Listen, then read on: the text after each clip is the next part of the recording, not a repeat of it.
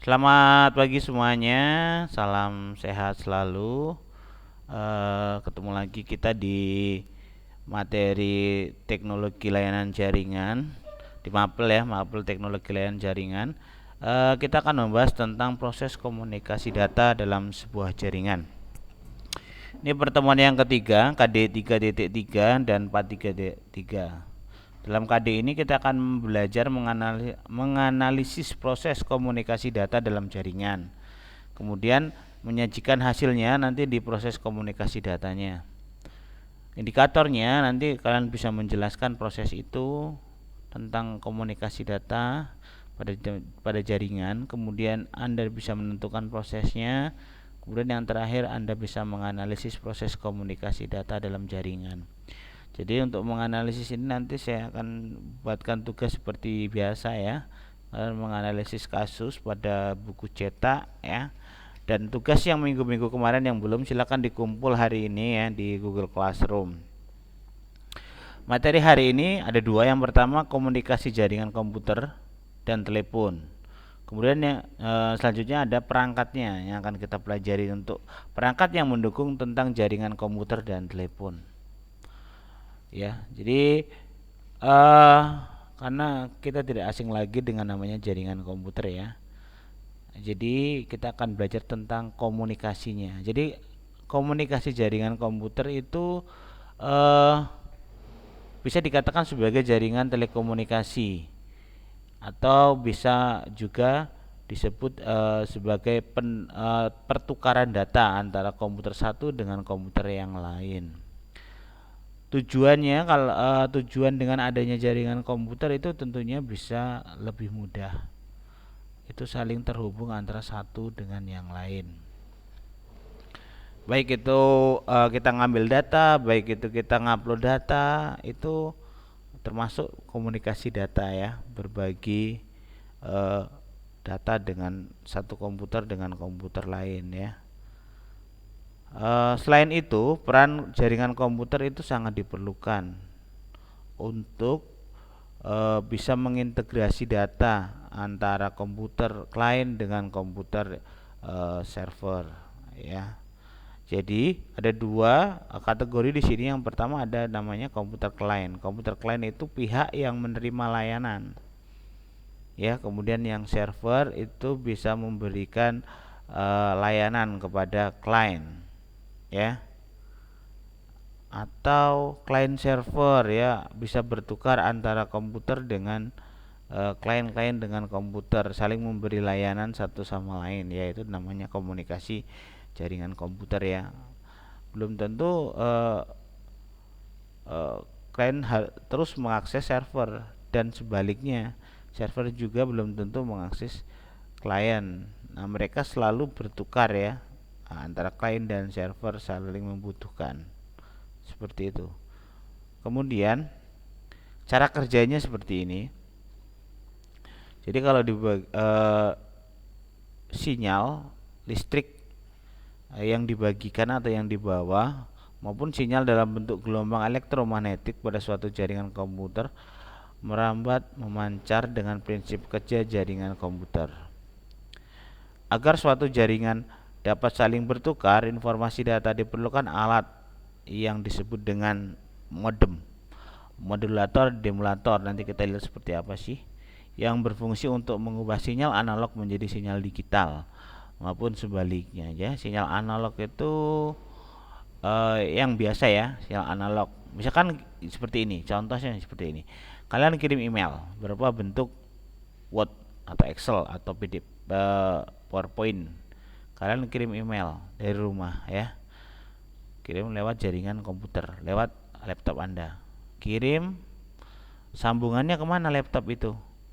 Ya, sambungannya kemana? Kalau sambungannya menggunakan kabel atau wifi yang ada di rumah, otomatis dia dari analog yang Anda kirim tadi berupa file tadi itu akan diubah menjadi sinyal digital di routernya ya, atau di modemnya yang ada di rumah Anda ya. Masuk ke modem kan dia pakai wifi ataupun menggunakan kabel. dan itu dari modem dia akan dikeluarkan lagi ya, dan akan masuk kembali menjadi sinyal digital ya, sinyal digital keluar kemana, ke BTS-nya, keluar ke stationary-nya, kemudian keluar ke modem yang dituju. Nah, misalkan ke saya di sini. Jadi modem sekolah kita, misalkan saya pakai jaringan sekolah, jadi masuk ke modem sekolah, mikrotik sekolah, dan diubah lagi menjadi sinyal analog masuk ke laptop saya. Seperti itu ya. Jadi cara kerjanya seperti itu. Manfaat dari jaringan komputer, tentunya dengan jaringan komputer kita lebih mudah untuk mengakses file yang kita inginkan ya. Kita bisa berbagi dengan orang lain yang tentunya yang bisa berdekatan ataupun yang berjauhan. Melalui jaringan komputer kita bisa melakukan proses pengiriman data secara cepat dan efisien ya. Cepat ya. Misalkan saya di sini ya, rekan kerja kita atau rekan bisnis kita atau teman kita ada di Jawa sana ya. Kalau kita ngirim lewat yang jasa pengiriman mungkin 2-3 hari, tapi kalau melalui email, lewat WA dan seterusnya itu akan lebih cepat. Itu keuntungannya kita menggunakan jaringan komputer. Langsung detik itu langsung nyampe ke sana. Kemudian yang ketiga, jaringan komputer itu bisa membantu seseorang untuk menghubungkan dengan orang lain dari berbagai negara dengan mudah ya. Kita sekarang dimudahkan ya pakai Google Meet, dari manapun bisa. Dari Amerika langsung live stream ya, Zoom dan seterusnya ya. Dia langsung terhubung oleh negara-negara lain ya. Itulah kemajuan teknologi kita. Beda banget dengan 5-10 tahun yang lalu, mungkin belum ada seperti itu ya. WA juga sama. Dia conference langsung kita bisa lihat suara dan gambar ya, visualnya. Bisa juga mengirimkan ya, ini yang saya baru bilang tadi. Anda bisa mengirim teks, gambar, audio maupun video secara real time ya, dengan bantuan jaringan komputer. Jadi secara real time tuh waktu itu ya, waktu sama dengan yang sekarang. Jadi real time, untuk continue. Jadi kalau sekarang kita live ya bisa langsung dilihat secara langsung ya. Apa yang kita lakukan bisa dilihat secara langsung. Kemudian kita dapat mengakses berita informasi yang sangat mudah di internet ya. Ya, jadi internet itu kan jaringan global dunia ya. Kita akan mengakses informasi apa saja dan berita apa saja dengan cepat sekali. Kita hanya tinggal klik-klik, kita cari dengan kata kunci, kita langsung keluar apa yang kita inginkan. Kemudian manfaat jaringan komputer, misalkan dalam sebuah kantor kita memerlukan printer ya. Printer kita juga bisa menggunakan sharing data ya. Tidak perlu di setiap satu PC, satu laptop itu ada satu komputer ya, satu printer. Bisa satu printer digunakan bareng-bareng dengan fasilitas share printer ya, sharing data. Dengan apa? Jaringan komputer ya. Kalau tidak ada jaringan komputer nggak mungkin bisa menggunakan itu ya. Oke. Ada 4 komponen utama pada komunikasi jaringan komputer. Yang pertama sender. Sender itu adalah proses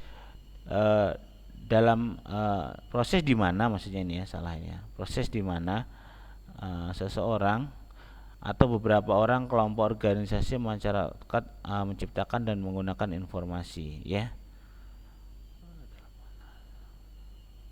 Jadi sender itu adalah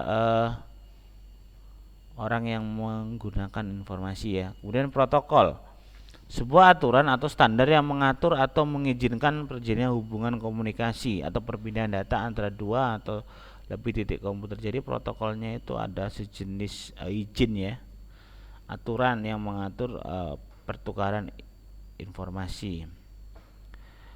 Jadi kalau sender itu bisa juga pengirim ya, bisa juga diartikan juga pengirim atau pengguna informasi itu.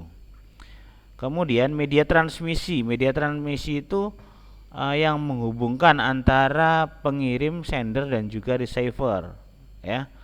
Media transmisinya banyak ya, ada yang menggunakan kabel, ada yang menggunakan sinyal ya, banyak sekali ya.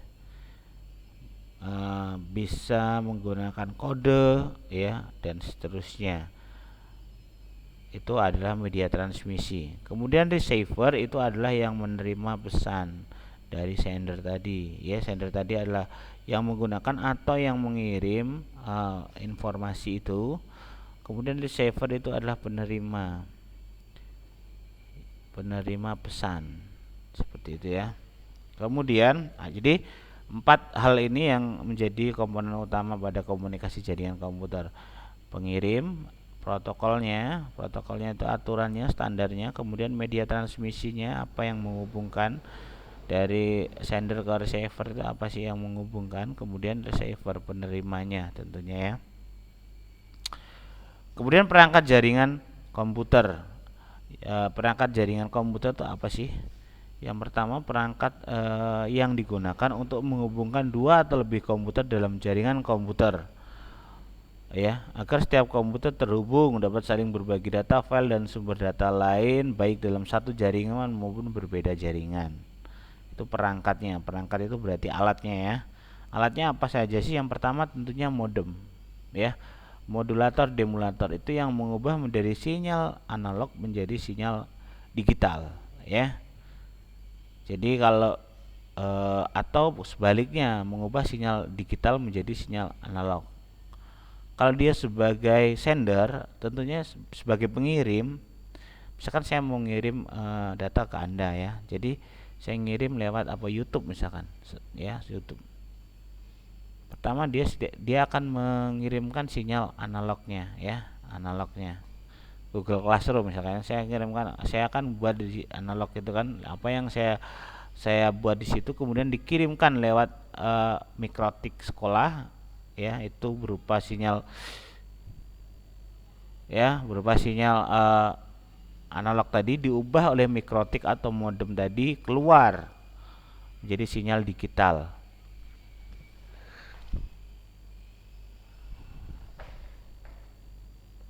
ya, dan dikirimkan ke Anda dimanapun berada ya.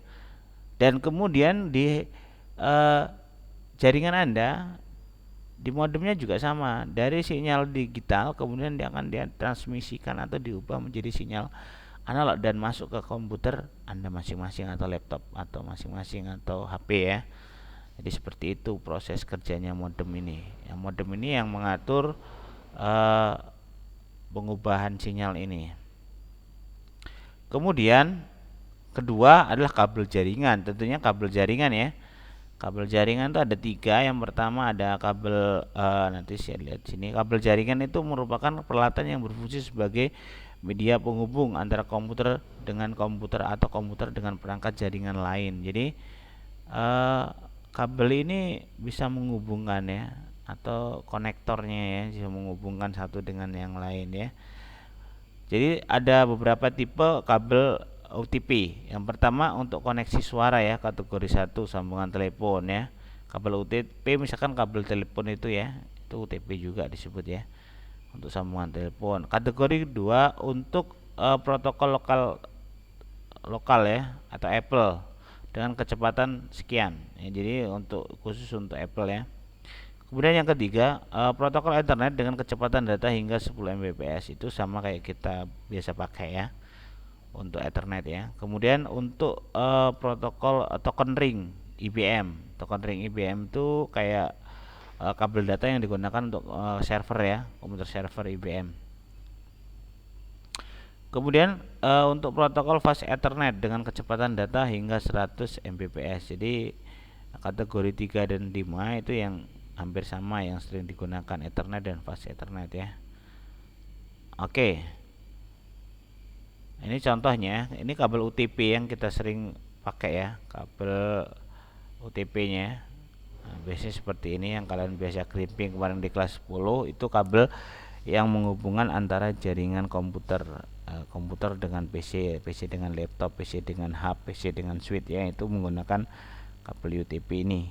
Jenisnya seperti ini, kabel dengan WiFi dan seterusnya ya, komputer dengan modem dengan mikrotik dengan WiFi dan seterusnya. Ini menggunakan kabel seperti ini. Kemudian ada kabel koaksial. Ini adalah kabel yang biasanya digunakan untuk antena ya. Dia ada tembaga ringnya di bagian tengah ya, antena TV, dan sebagainya. Biasanya digunakan untuk itu ya, yang biasa sering kita lihat. Kemudian yang ketiga itu kabel fiber optik. Fiber optik ini biasanya untuk jaringan-jaringan rumahan lokal ya, yang langsung terhubung ke modem, yang misalkan dari provider masuk ke rumah kita, misalkan dari apa ya, IndiHome atau Anda dari MyRepublic, punya masuk dia menggunakan fiber optik. Ini kecepatannya lebih tinggi daripada kabel UTP ya, dan koaksial ini. Kemudian LAN, NIC ya. NIC ini kartu internet ya. Di sini perangkat keras jaringan komputer itu disebut sebagai LAN card atau Ethernet card ya, atau NIC ya, bahasa komputernya Network Interface Card ya. Ini sudah terhubung dengan biasanya dengan mainboard komputer maupun laptop. Ini berupa kartu, ini disebut juga sebagai kartu ya, yang ditancapkan dia di mainboard ya. Ada juga sekarang sudah model baru LAN card ini bisa menggunakan USB ya, USB, dan ujungnya itu satu USB masuk ke laptop atau PC, yang keluarnya itu adalah untuk LAN card atau NIC ini, Network Interface Card. Nah, ini adalah masuk ke kategori yang kemarin ya, kategori oscillator yang pertama ini NIC. Konektor juga sama ya. Konektor itu alat yang menghubungkan antara kabel dengan network adapter atau kabel dengan switch, kabel dengan hub, kabel dengan network, kabel dengan mikrotik ya, dengan wifi, dengan modem ya, itu menggunakan konektor. Konektor itu ada beberapa. Yang pertama itu ke RJ45. RJ45 itu seperti ini bentuknya ya. RJ45 digunakan untuk kabel OTP. Kemudian konektor BNCT itu digunakan untuk kabel koaksial. Kemudian konektor ST itu digunakan untuk kabel fiber optik. Ini bentuknya seperti ini. Dan ada sebenarnya kabel yang adiknya RJ45 itu RJ berapa yang digunakan untuk kabel telepon ya. Biasanya telepon di belakang kabel telepon dia lebih kecil daripada RJ45. Ya, ini untuk jenis konektornya. Ini biasanya kita lihat di antena TV itu ya. Ini biasanya kita lihat di modem, sering di modem dari fiber optik yang keluar masuk ke jaringan kita. Kalau ini sering sekali kita sudah buat di sekolah ya. Hub. Hub adalah sebuah perangkat yang digunakan untuk menyatukan kabel-kabel network dari tiap workstation ya, server atau perangkat lain ya. Fungsi hub itu hanya untuk menyambungkan atau meneruskan dari jaringan satu ke jaringan lain ya. Jadi hub ini hanya untuk meneruskan kabel itu ke kabel lainnya atau perangkat satu ke perangkat lainnya kalau hub. Kemudian switch, bedanya apa sih hub dengan switch? Sebenarnya sama dengan fungsinya dengan hub, dia hanya untuk meneruskan. Tetapi yang membedakan adalah cara kerjanya. Switch lebih rumit bila dibandingkan dengan hub. Jadi kalau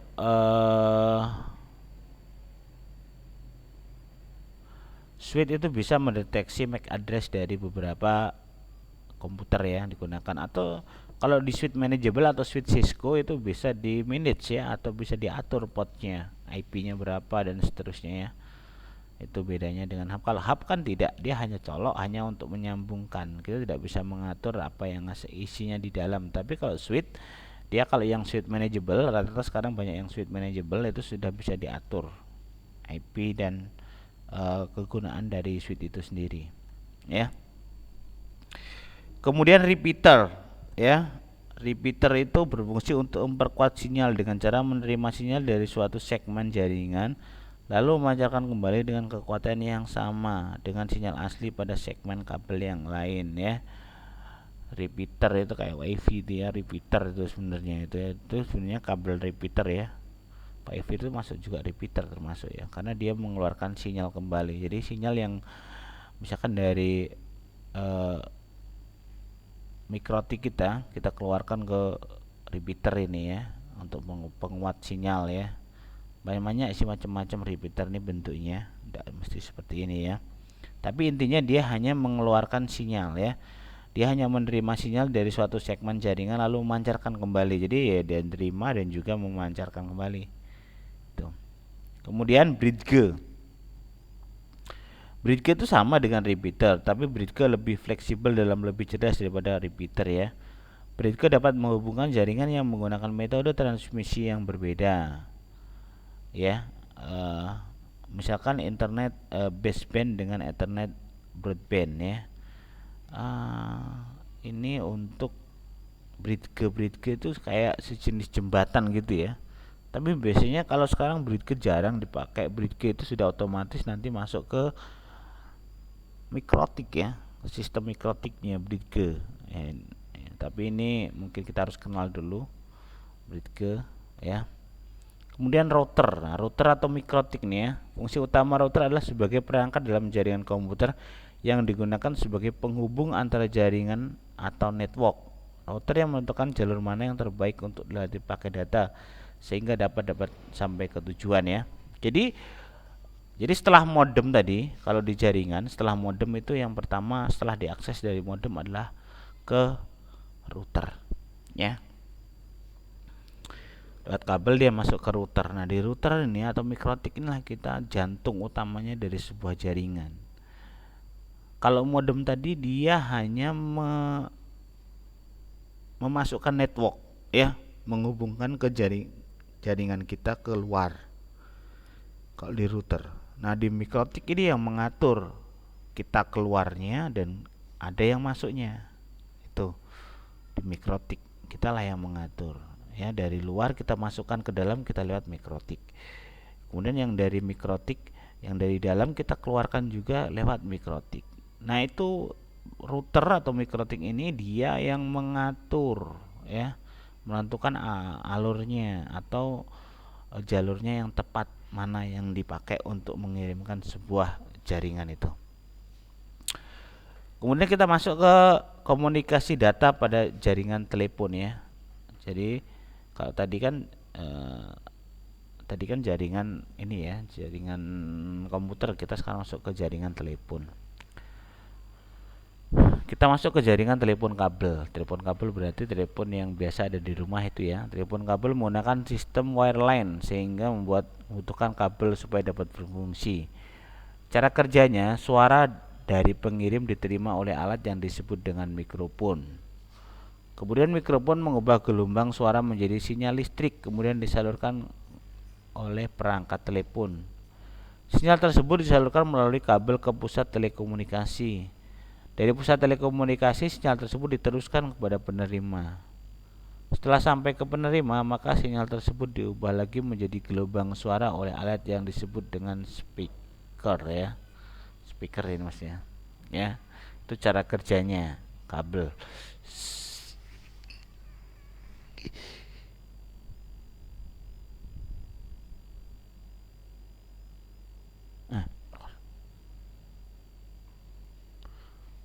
Oke, itu jaringan kabel. Kemudian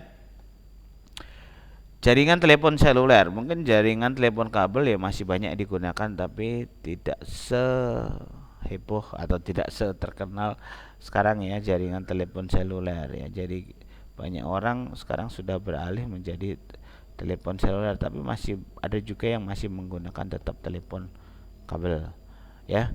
Kita masuk ke jaringan telepon seluler. Jadi telepon seluler itu menggunakan sistem wireless ya. Kalau tadi kita menggunakan wireline ya, kalau yang telepon kabel. Kalau ini menggunakan sistem wireless. Pengirim dan penerima harus tetap tercakup ya, tercakup dalam BTS, Base Transceiver Station, BTS ya. BTS ini ya, tiang-tiang tinggi sinyal ya yang ada di sekitar rumah-rumah kita. Kita lihat di situ ada tiang BTS beberapa provider ya di situ. Nah, itu gunanya yang memfasilitasi komunikasi secara wireless ya. Secara wireless itu sinyal ya, menggunakan sinyal antara pengguna telepon seluler ya. Cara kerjanya seperti ini. Suara dari pengirim diterima oleh alat yang disebut mikrofon ya. Mikrofon yang ada di HP kalian masing-masing. Mikrofon mengubah gelombang suara menjadi sinyal listrik dan kemudian dipancarkan oleh ponsel ke BTS terdekat ya, untuk mendapatkan sinyal ya. Sinyal tersebut diterima oleh BTS dan sinyal tersebut diteruskan ke pusat telekomunikasi. Dari pusat telekomunikasi sinyal diteruskan kepada BTS tersebut, kemudian diteruskan ke si penerima. Sama, jadi ya kayak orang kayak kita ya, kita misalkan bertelepon atau menggunakan jaringan internet atau menggunakan apa dari HP. Itu yang pertama, dari HP kita masuk ke BTS ke jaringan terdekat kita ya, sinyal terdekat pemancar ya, base transceiver station ya, yang paling terdekat dengan kita. Kemudian kita masuk ke, setelah itu kita masuk ke BSC ya. BSC nanti kita jelaskan BSC itu apa sih ya. BSC itu ya, ini BTS, kemudian ada BSC ya. Nah, ini BTS nanti ya. BTS itu Base Transceiver Station atau disingkat dengan BTS. Sebuah infrastruktur telekomunikasi yang memfasilitasi komunikasi nirkabel antara piranti komunikasi dengan jaringan operator. Ini untuk perangkat jaringan telepon, tapi biasanya digunakan BTS itu hanya untuk handphone ya, untuk telepon ya, karena dia merupakan jaringan nirkabel telepon. HP, WiFi juga, laptop juga tidak bisa. Dia hanya mengambil sinyal dari BTS itu untuk HP. Kemudian ada BSC, Base Station Controller ya. Kita lihat di pinggir jalan banyak sekali kotak-kotak di situ ya, jaringan yang mengatur ya, mengontrol BTS apakah dia berfungsi dengan baik ya, digunakan untuk mengatur sumber daya yang ada di BTS itu. Kalau di atas di BTS itu kita lihat banyak sekali, ada yang buletan, ada yang panjang, ada yang agak besar, ada yang agak kecil itu ya. Di satu BTS itu letaknya berbeda-beda. Itu disebut radio ya, di atas dia radio yang menghubungkan antara BTS 1 dengan BTS yang lain gitu ya, ke pusat datanya. Jadi yang mengecek adalah ini BSC ya, Base Station Controller ya. Di situ dia mengecek berfungsi nggak radio yang di atas itu ya. Kalau di BTS itu kita lihat banyak alat sekali ya, mengelilingi, dia memutar di atas itu bagian atas. Nah itu artinya dia point to point ya, nembak satu dengan yang satunya itu saling berhubungan satu dengan yang lain. Nah dengan adanya alat itu, maka BTS 1 dengan BTS yang lain itu bisa saling terkoneksi ya, baik itu secara sinyal maupun secara jaringan internet ya. Kemudian perangkat komunikasi data pada jaringan telepon ya. Jadi ada handset itu yang kita dengarkan ya. Jadi kalau di handphone, kalau di telepon kabel biasa itu ada handset, ada gagangnya telepon, speakernya itu. Kalau kita ya di telepon yang di handphone itu. Kemudian ada hawk switch ya. Hawk switch itu kita lihat di situ ya. Hawk switch itu digunakan untuk sebagai pemutus sambungan jalur pelanggan ke sentral ya, hawk switch. Kemudian ada ringer itu adalah merupakan rangkaian penghasil sinyal elektromagnetik yang menghubungkan jalur sentral. Ringer berfungsi untuk memberikan sinyal sebagai memberitahu ada telepon yang masuk ya, berdering suara tling, itu ringer ya. Kemudian keypad itu merupakan perangkat yang berisi tombol yang menghasilkan nada-nada ya. Jadi kalau keypad itu ya biasa kita ngetik keyboard itulah ya, keytones atau tones ya itu. Nah ini pada jaringan telepon yang kita punyai handphone ya. Oke, tugasnya, nah ini untuk materinya ya, materi kita silakan nanti lihat halaman bab 3 ya, bab 3 di buku kita, buku TLJ Teknologi Layanan Jaringan kelas 11. Silakan dilihat bab 3. Kemudian di situ ada tugas untuk menganalisis dari kegiatan kita ya. Jadi silakan Anda buat analisis permasalahan 3.3 itu halaman 56 ya, 56 ya, 56. Di situ ada permasalahan jaringan telepon kabel ya. Silakan Anda dibaca di situ semuanya, kemudian selesaikan masalahnya di situ. Kerjakan di Word, silakan diketik kemudian kirim ke saya nanti di Google Classroom.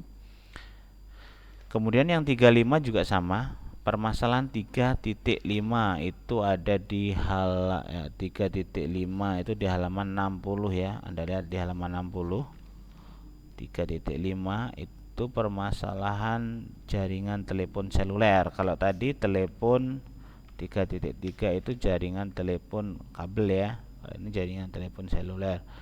Silakan dikerjakan, nanti dikirim ke saya ke Google Classroom ya.